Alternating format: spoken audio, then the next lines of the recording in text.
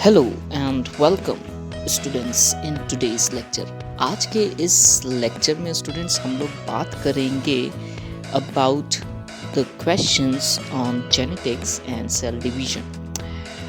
ये जो चैप्टर है ये क्लास 10th में प्रेजेंट है, ये क्लास 12th में भी प्रेजेंट है।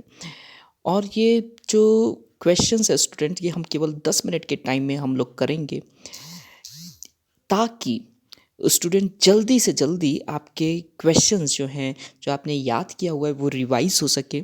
सो the purpose is to put these questions back into your memory, you revise it and you get confidence doing and looking at these questions. तो चलिए विदाउट वेस्टिंग मच टाइम हम लोग इस पूरे जो क्वेश्चंस हैं 10 मिनट के अंदर इसको हम लोग स्टार्ट करते हैं। सो पहला क्वेश्चन स्टूडेंट जो है वो कहता है यूनिट ऑफ हेरिडिटी क्या है। सो स्टूडेंट हम जानते हैं जो यूनिट ऑफ हेरिडिटी है वो है gene. Gene is the unit of heredity. आप याद रखिएगा, ये पास होती है from parents to offspring. Father of genetics कौन है? फादर ऑफ जेनेटिक्स कौन है स्टूडेंट? जी.जे. मेंडल है हमारे फादर ऑफ जेनेटिक्स है, और जी.जे. का मतलब है Gregor Chauhan. Equational cell division कौन सा है? माइटोसिस को हम लोग इक्वेशनल सेल डिवीजन बोलते हैं। यहाँ पे जो नंबर ऑफ क्रोमोसोम्स होते हैं स्टूडेंट वो सेम होते हैं as the parent cell. So equational cell division कौन सा है? Mitosis. Next, reductional cell division कौन सा है? इसको हम लोग मायोसिस बोलते हैं। सो यहाँ पे स्टूडेंट क्या होता है, जो नंबर ऑफ क्रोमोसोम्स होते हैं वो रिड्यूस टू हाफ हो जाते हैं। याद रखिएगा, मायोसिस में 4 सेल फॉर्म होंगे, माइटोसिस में केवल 2। अगर कोई सेल में 46 क्रोमोसोम्स हैं तो उसके मायोसिस के दौरान जो क्रोमोसोम्स बनेंगे वो केवल 23 होंगे। सो 4 डॉटर सेल्स बनेंगे लेकिन सब में केवल 23 क्रोमोसोम्स ही होंगे, क्योंकि वो हाफ हो जा रहा है। इसी वजह से इसको रिडक्शनल सेल डिवीजन बोलेंगे। थ्रेड लाइक स्ट्रक्चर्स जो कि विजिबल होते हैं ड्यूरिंग प्रोफेस, इसको हम लोग बोलते हैं स्टूडेंट क्रोमोसोम्स। सो याद रखिएगा कि क्रोमेटिन फाइबर्स जब थिक हो जाते हैं और विजिबल होते हैं उनको हम लोग क्रोमोसोम्स बोलते हैं during cell division. So next question है stage of cell division which the chromosomes appear. वही क्वेश्चन प्रोफेस स्टेज है स्टूडेंट, राइट। सो क्रोमोसोम्स कौन से स्टेज में सेल डिवीजन क्या आएगा? प्रोफेस स्टेज में आएगा। स्टार शेप्ड सेंट्रियोल को स्टूडेंट हम लोग क्या बोलते हैं? इसको हम लोग बोलते हैं एस्टर। याद रखिएगा, जब सेंट्रोसोम डिवाइड होता है सेल डिवीजन के दौरान तो स्टार शेप्ड सेंट्रियोल को हम लोग एस्टर बोलते हैं। शुगर ऑफ डीएनए को हम लोग क्या बोलते हैं स्टूडेंट? इसका आंसर है डीऑक्सी राइबोज शुगर। डीएनए में डीऑक्सी राइबोज शुगर होगा और हमारा जो आरएनए है वहाँ पे जो शुगर स्टूडेंट होगी वो राइबोज शुगर होगी। राइबोज में जब हम ऑक्सीजन हटा देते हैं then we get the deoxy ribose sugar, जो कि डीएनए की शुगर है। Bond between the bases of DNA hydrogen bond होता है स्टूडेंट। सो जो बेसिस हैं स्टूडेंट, यानी कि एडेनिन, थाइमीन, साइटोसिन, ग्वानिन, इनके बीच में जो बॉन्ड होगा स्टूडेंट वो कौन सा होगा? हाइड्रोजन बॉन्ड होगा। एटी के बीच में डबल हाइड्रोजन बॉन्ड, सीजी के बीच में ट्रिपल हाइड्रोजन बॉन्ड। प्लीज़ ध्यान रखिएगा इन सब बातों को। नेक्स्ट क्वेश्चन स्टूडेंट देखते हैं, stage of cell division in which chromosomes appear at the equator of the spindle fibre student.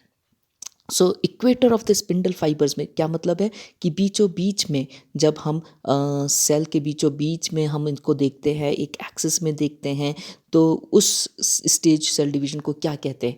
इस स्टेज को हम लोग स्टूडेंट बोलते हैं मेटाफेज स्टेज। क्या बोलेंगे?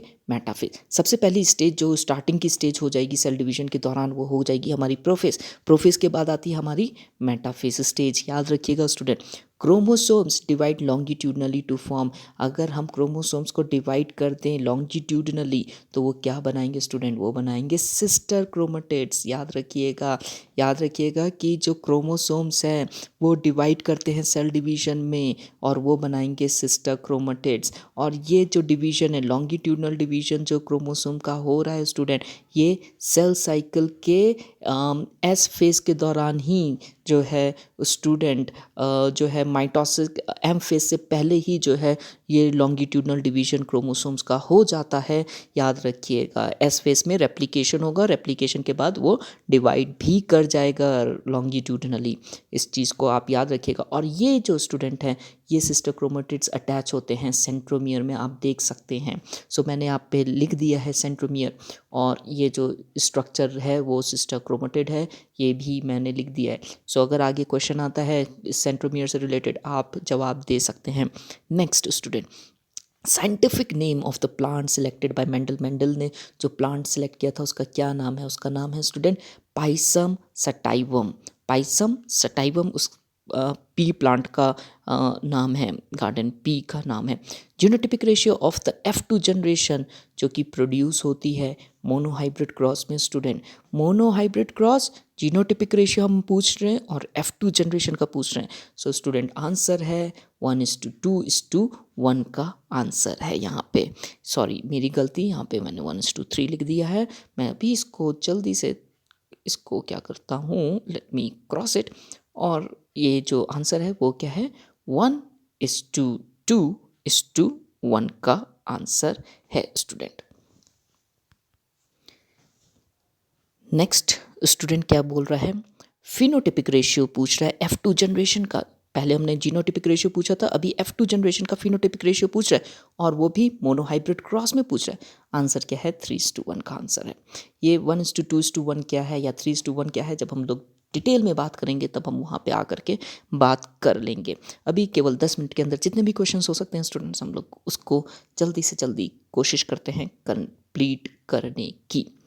नेक्स्ट स्टूडेंट हम लोग देखते हैं cross between two individuals in which only one character, केवल एक कैरेक्टर एक ही समय पे अगर लिया जाता है, ऐसे क्रॉस को हम लोग क्या बोलेंगे स्टूडेंट? मोनो हाइब्रिड क्रॉस बोलेंगे। मोनो का मतलब होता है सिंगल, हाइब्रिड का मतलब होता है क्रॉस कराना दो डिफरेंट स्पीशीज़ को, या फिर टू स्पीशीज़ विथ वेरिएशंस जिनमें होगा उसको हम लोग क्रॉस बोलेंगे।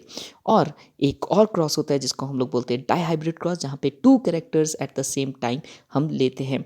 नेक्स्ट क्वेश्चन क्या है student? Question number 17, cross made for the production of F2 generation. F2 generation के लिए मेंडल ने कौन सा क्रॉस किया था? मेंडल ने सेल्फ पॉलिनेशन कराया था स्टूडेंट, इस चीज़ को ध्यान में रखेंगे। Next, the laws deduce by Mendel from the monohybrid cross. Monohybrid cross से मेंडल ने कितने लॉज निकाले? उसने 2 लॉ निकाले स्टूडेंट, एक है लॉ ऑफ डोमिनेंस, दूसरा लॉ है law of segregation. Monohybrid cross से 2 लॉ निकलते हैं, डाईहाइब्रिड क्रॉस से सिंगल लॉ निकलता है, और डाईहाइब्रिड क्रॉस का जो लॉ है उसको हम लोग बोलेंगे लॉ ऑफ इंडिपेंडेंट असॉर्टमेंट।